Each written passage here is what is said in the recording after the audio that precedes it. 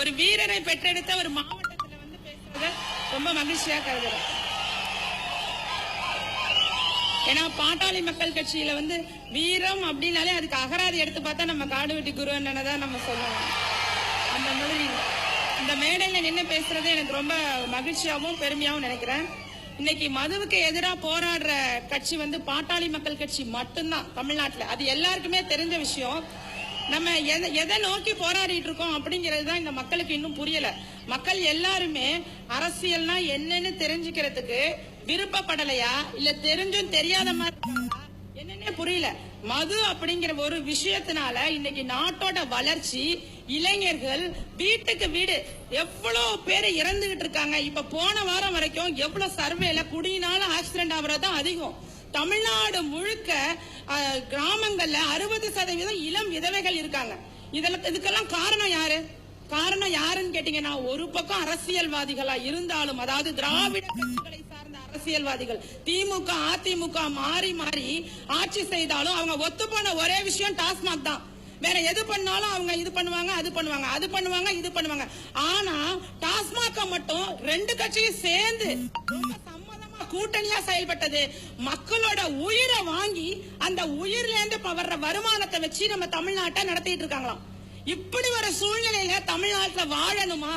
வாழ்றதுக்கு அருகதையே இல்லாத ஒரு மாநிலமா தமிழ்நாடு மாறிட்டு இருக்கு. தயவு செய்து மக்கள்லாம் சிந்தனை செய்து ஒரு பக்கம் யோசிச்சு பாருங்க. அன்னைக்கு போரடிச்சு விவசாயம் பண்ண விவசாயி இன்னைக்கு பீர் குடிச்சு செத்து போயிட்டு இருக்காங்க. நீங்க எல்லாரும் சிந்தனை செஞ்சு பாருங்க. எங்க விவசாயிகள் அழியறதுக்கு கூட இன்னைக்கு யாருக்குமே வேலைக்கு போகவே பிடிக்கல. ஏன்னா குடிச்சிட்டு அவங்க வீட்டுல தூங்குறதுக்கு, வீட்டுல கடந்து சண்டை போடுறதுக்கும், பிரச்சனை பண்றதுக்கும் இதுக்கு தான் நேரம் இருக்க தவிர அவங்களுக்கு உழைக்கிறதுக்கும், உழைப்பு ஒரு பிள்ளைங்கள ஏதாவது 4 வார்த்தை பேசக்கூட நேரம் இல்ல. அவங்களுக்கு தாய் யாரு, தங்கச்சி யாரு, தாரம் யாருன்னு கூட வித்தியாசம் தெரியல. எத்தனை பெண்கள் இருக்கீங்க உங்களுக்கே தெரிஞ்சிருக்கும். இன்னைக்கு குடிச்சிட்டு வீட்டுக்கு வர்ற ஆண்கள் எவ்வளவு அவஸ்தைகளை குழந்தைங்களுக்கு கொடுக்கறாங்க. மனைவி, சகோதரி எல்லாரையும் பாதிக்க வச்சிருக்க கூடிய ஒரே ஒரு கட்சியா 30 வருஷத்துக்கு மேல மருத்துவர் ஐயா மட்டும்தான் இதுக்காக தொடர்ச்சியா போராடிட்டு இருக்காங்க. தொடர்ச்சியான போராட்டங்களோட வெற்றி இன்னைக்கு 3321 கடையை மூடி இருக்கும். ஆனாலும் இந்த உச்ச நீதிமன்றம் இப்ப முந்தா நாள் கொடுத்திருக்க ஒரு தீர்ப்பு என்ன கொடுத்திருக்காங்க? தேசிய சாலைகளை ஊரக சாலையா மாத்த போறாங்களாம். அது வேணா அவங்க கொடுக்கலாம்.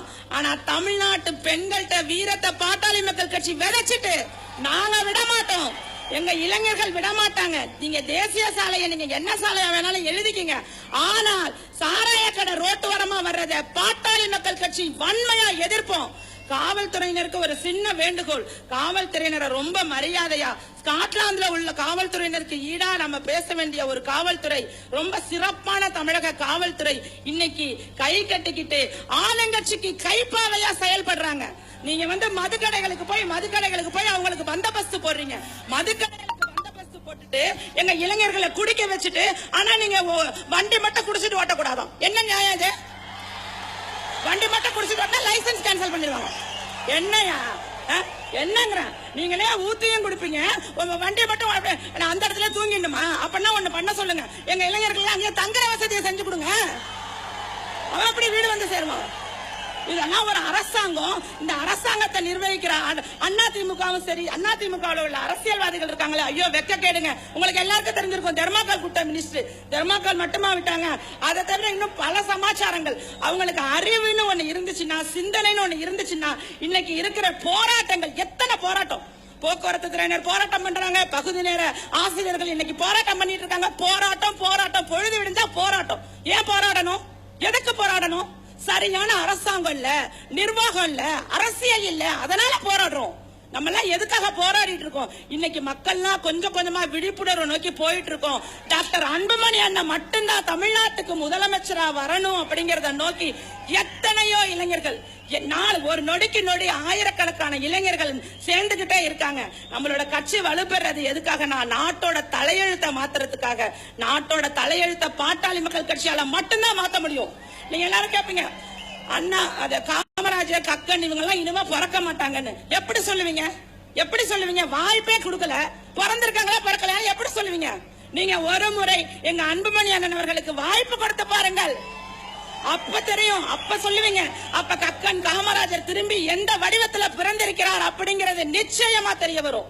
ஏன்னா இன்னைக்கு மக்களோட அறியாமையை பயன்படுத்தி இலவசம்னு ஒரு குப்பையை தூக்கி தூக்கி கொடுத்து, அந்த இலவசமே கிடையாதுங்க, அது நம்மளோட வரி பணம். நம்ம கட்டுற வரி பணத்தையும் நம்ம குடிச்சிட்டு நம்ம குடிமகன்கள்லாம் கொடுக்குற டாஸ்மாக்ல கொடுக்குற பணத்தையும் வச்சுக்கிட்டு உங்களுக்கு இலவசங்கிற பேர்ல உங்களை ஏமாத்துறாங்க. அவங்க தாலிக்கு தங்கத்தையும் கொடுத்து தாலியையும் அறுத்துக்கிட்டு இருக்காங்க. தயவு செய்து இனிமேல் மக்கள் எல்லா பக்கமும் விழிப்படைஞ்சிருங்க. இன்னைக்கு சுத்தம் கிடையாது, சுகாதாரம் கிடையாது, டெங்கு காய்ச்சல் வருது, விஷ காய்ச்சல் வருது. விஷ காய்ச்சல் வந்து எத்தனையோ பேர் இறந்துகிட்டு இருக்காங்க. இன்னைக்கு சூழ்நிலையை யோசிச்சு பாருங்க. இளைஞர்கள்லாம் வேலை வாய்ப்பு இல்ல, போர் அடிச்சா பீர் குடிக்கிறானுங்க. எப்படி போர் அடிச்சு விவசாயம் பண்ணவங்க பீர் குடிச்சாங்களோ, போர் அடிச்சு பீர் குடிக்கிறாங்க நம்ம இளைஞர்கள். இன்னைக்கு இளைஞர்களோட நிலைமை ரொம்ப மோசமா, வேலை இல்லாம விரக்தியில இருக்காங்க. ஒரு பிஇ படிச்ச பையன் தான் பிஇ படிச்சிருக்கேன்னு சொல்றத சொல்லிக்கிறதுக்கு வெக்கப்படுறான். காரணம் யாரு? காரணம் தமிழ்நாட்டோட அதிமுக மற்றும் திமுக இந்த ரெண்டு திராவிட கட்சியையும் பேக் பண்ணி ஊற விட்டு அனுப்பிட்டோம்னா நம்மளோட தமிழ்நாடு ஒரு சொர்க்க பூமியா மாறிடும். சொர்க்க பூமியா மாறி தமிழன் என்று சொல்லடா, தலை நிமிர்ந்து நில்லடா அப்படின்னு நாங்க இன்னைக்கு தலை நிமிர்ந்தா நிக்கிறோம். இன்னைக்கு வெளியில போய் சொல்ல முடியலங்க. வெளியில போய் யார்ட்டையும் நம்ம தமிழ்நாட்டுல இருந்து வரோம் வெளியூர்லயோ வெளிநாட்டுலயோ சொன்னா, ஓ அந்த ஊரா, கவர்மெண்டே எடுத்து டாஸ்மாக் நடத்துறாங்க, அந்த ஊரான் தான் ஃபர்ஸ்ட் கேக்குறாங்க. ஏன்னா அவ்வளவு அசிங்கமான விஷயம். அசிங்கம், ஏன்னா அவங்களுக்கு அறிவு இல்லை. எது மூலமா நம்ம வருமானத்தை பெருக்கி நாட்டை காப்பாற்றணும்னு தெரியாத ஒரு அரசியல்வாதிகள் ஈஸியான முறையில கொள்ளடிக்கிறாங்க. 50,000 கூட இல்லாத மினிஸ்டர்ஸ் வீட்ல இன்னைக்கு 20,000 கோடிக்கு மேல பணம் இருக்கு. இதெல்லாம் யார் கேட்கறது? மக்கள் தான் கேட்கணும். மக்கள்லாம் கொஞ்சம் கொஞ்சமா சிந்தனை பண்ணுங்க. இன்னைக்கு சிந்திக்கிறதுக்கு நிறைய விஷயம், இன்னைக்கு சோசியல் மீடியா இருக்கு, இணையதளம் இருக்கு. அதுல நிறைய விஷயத்தை இளைஞர்கள்லாம் வயசானவங்களுக்கு சொல்லி புரிய வைங்க. தயவு செய்து புரிய வைங்க. இளைஞர்களால மட்டும்தான் தமிழ்நாட்டோட தலையெழுத்தை மாத்த முடியும். ஆனா இந்த வயசானவங்களோட ஓட்டு எண்ணிக்கை அதிகமா இருக்கிறதுனால தயவு செஞ்சு நீங்க சொல்லி கொடுங்க. அவங்களும் மாறி நம்ம பக்கம் வர வைங்க. ஏன்னா நம்ம நல்லது செய்யணும், நல்லதையே செய்யணும், நல்லது மட்டும்தான் செய்யணும் அப்படின்னு நினைக்கிறோம்.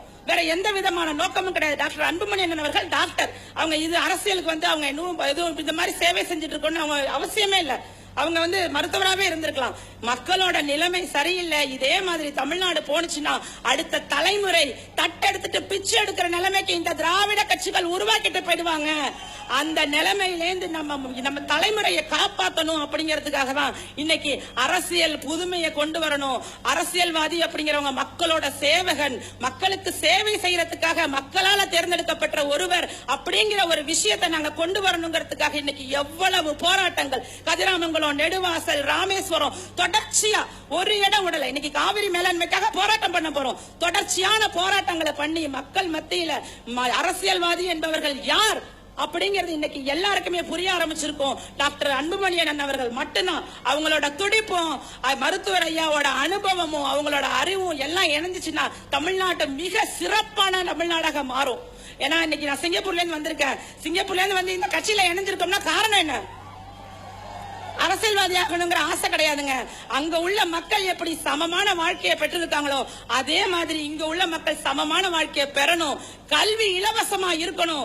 காரல் மார்க்ஸோட தத்துவம், ஒரு குழந்தை அன்னையோட அரவணைப்புல இருந்து அந்தாண்ட போன உடனே அரசாங்கம் அந்த குழந்தைக்கு முழுசையும் பெஸ்ட் எஜுகேஷன், மிக சிறந்த படிப்பை கொடுக்கணும். சிபிஎஸ்சிக்கு இணையான கல்வியை கொடுக்கணும்.